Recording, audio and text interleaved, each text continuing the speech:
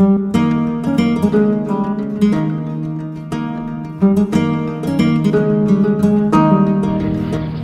করে বালি কোথা নাই কাদা, একধারে কাশবন ফুলে ফুলে সাদা, পার হয়ে যায় গরু পার হয়ে গাড়ি, দুই ডারে উঁচু তার ডালু তার বাড়ি। হেই গাইস, তো আজকে আমি তোমাদের নিয়ে উপস্থিত হয়েছি জামালপুর জেলা শেরপুর জেলার কুলগেশে অবস্থিত জামালপুরের সেই ঐতিহ্যবাহী নদ, সেটি হলো ব্রহ্মপুত্র নদ। এই নদটি আগের মতো নেই, এখন এই নদটি হয়ে গেছে মরা নদী নামে পরিচিত। এখানে ছিল আগে অনেক ভরপুর পানি, কিন্তু এখন পানি নেই, শুকিয়ে একদম কাঠ।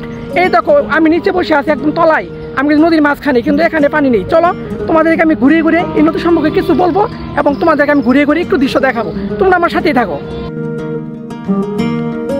বন্ধুরা, এই নদী রয়েছে অনেক ভয়াবহ ইতিহাস।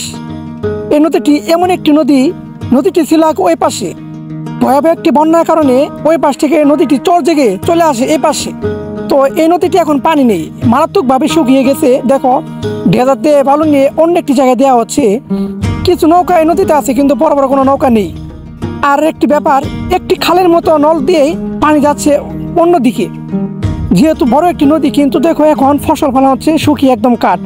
যেখানে আমি দাঁড়িয়ে আছি এখানে থাকে ভরপুর পানি, কিন্তু এখন কোনো পানি নেই, একদম নিচে তলায় পানি রয়েছে। বন্ধুরা তোমরা এটা দেখতে পারতেছো।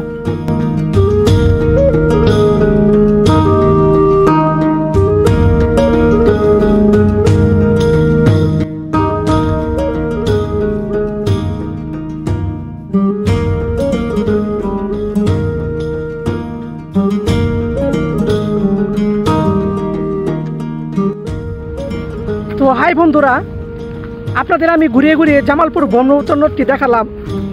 এটি আসলে মরা নদী নামে পরিচিত হয়ে গেছে এখন। তো সামনে আরেকটি কোনো ভালো ভিডিও নিয়ে বা কোনো আর কি ট্রাভেল ব্লগ নিয়ে তোমাদের মাঝে হাজির হয়ে যাব। তো এই কামনা রেখে আমি তোমাদের কাছ থেকে বিদায় নিচ্ছি। সবাই ভালো থাকবা, সুস্থ থাকবা, বাই বাই।